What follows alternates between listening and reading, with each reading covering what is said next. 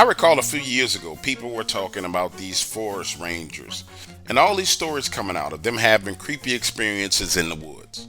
A lot of these creepy pastas were about outposts where forest rangers themselves were spending nights alone in the woods.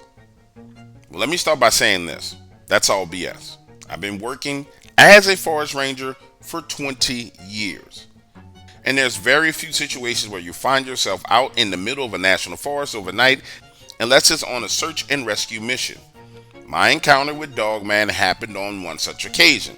It was during the search for George Null. Now, for the record, he was located by helicopter and airlifted out. It was all over the news. But what the news didn't talk about were those of us who volunteered and walked into the forest looking for him.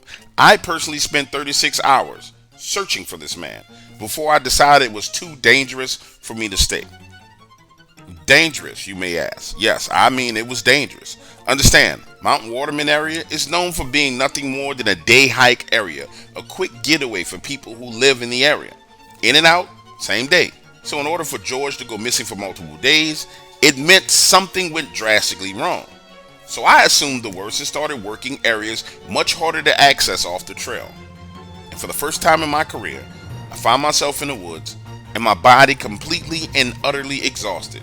No matter how much water I drank, no matter how much protein I got in my body, it was like the life was being sucked out of me. And the further I moved along searching, the worse it got. Every step felt like I was walking in mud. And by the time I needed to make camp, I was completely exhausted. Imagine a scene. I'm there making camp, the weather's a cool 53 degrees, and I get this feeling I'm being watched. Now, if you've ever been in the woods before, you've gotten this feeling. Something's looking at you, it's no big deal. It's a part of being out there alone. So I go ahead and ignore it. But boy, was that a mistake? Was that a mistake? Because just before sundown, the feeling gets worse and I start to see things. Now, the first thing I saw was what we in this industry call the witch in the woods. It looks like a woman with a hat on her head. She's there, but her face is distorted. And I can see her as clear as day peeking from behind a tree. And this is my first time seeing her. She's looking directly at me, scares the hell out of me. Right after that, I begin to feel more and more exhausted. I mean, I'm so tired I can't keep my eyes open and feeling dizzy.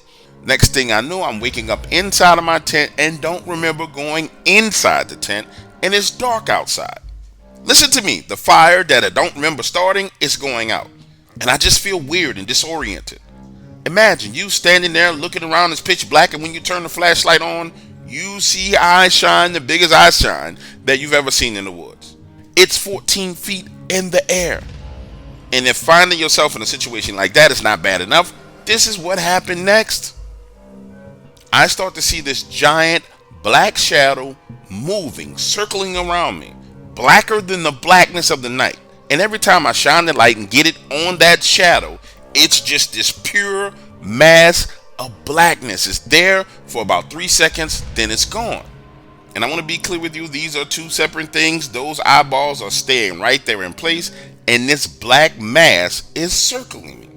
Then I black out again, wake up inside the tent again, not knowing how in the hell it happened or how I got there. This time, listen to me, I wake up, it's daybreak. The sun is shining. I'm like, oh hell no, I'm done. I don't care what's going on. I'm getting up out of here. I'm leaving these woods no matter what it takes. I'm leaving. So I start to hike back out. And as I walk along, I keep getting this feeling that someone is rushing up behind me. Turn around and look, and there's nobody there. When I say to you that that's probably the most frightening experience I ever had in the woods, it really is, because every time I moved about 50, 60 yards, it felt as if somebody was running up behind me. Now, I didn't hear any sounds, didn't see anything when I turned around. Now imagine you're walking along, you're just getting comfortable, your mind starts drifting off, and then wham, it's like somebody runs up on you like they're going to grab you.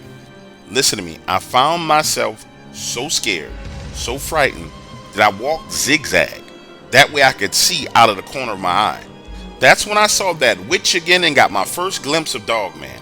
It looked like a giant black wolf standing on two legs, 35 yards away, looking right at me, the biggest damn yellow eyes I've ever seen. And let me tell you something, it took everything in my power not to run. He was there and that witch was right there, looking over his shoulder, face shimmering. Listen to me, 2.5 hours later, I come out of the woods and the hours don't add up. It just don't make any sense. It was like I traveled faster than I should have coming out, but I didn't feel like I was moving faster. Listen to me when I tell you this. When I finally get home, I'm exhausted, sleep for 20 hours. The following day, it hits the news that they found George and airlifted him out of the woods. Like I said when I started this story, there's a lot of creepypastas out there about forest rangers out in the woods in some freaking tower. Man, that's not how it works. What I experienced is the real deal. So if you see a witch in the woods, it probably will behoove you to leave because Dogman is there as well.